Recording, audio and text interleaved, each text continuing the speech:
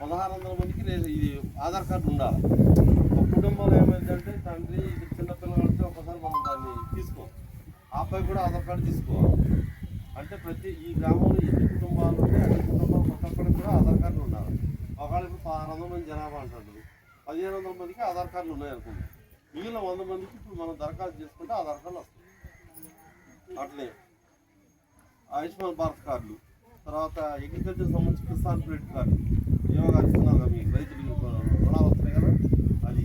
తర్వాత bank account వేరే వాళ్ళకి జనరల్ కార్డు, బ్యాంక్ అకౌంట్ ఇప్పుడు మీరు ఓపెన్ చేసే ఇందిరా మిల్లు అంతగా అసలు కార్డు అకౌంటే లేదనుకున్నాం వాళ్ళకు కూడా. తర్వాత రైతు భరోసా, తర్వాత ఎస్ఎస్జి వాళ్ళు ఉన్నారు సెన్సల్ గ్రూప్ వాళ్ళు, వాళ్ళ కొత్త గ్రూప్ని మేము పెట్టుకుంటామండి అంటే వాళ్ళు ఎవరైనా 10 మంది కలిసి వస్తే దాని గురించి చెప్తారు. ఆ కొత్త గ్రూప్ క్రియేట్ చేయడం ఒకటి. రెండోది ఉన్న గ్రూప్కి ఏమైనా లోన్లు కావాలంటే కూడా దరఖాస్తు చేసుకుంటే అది కూడా చేస్తారు. తర్వాత క్యాస్ట్ సర్టిఫికేట్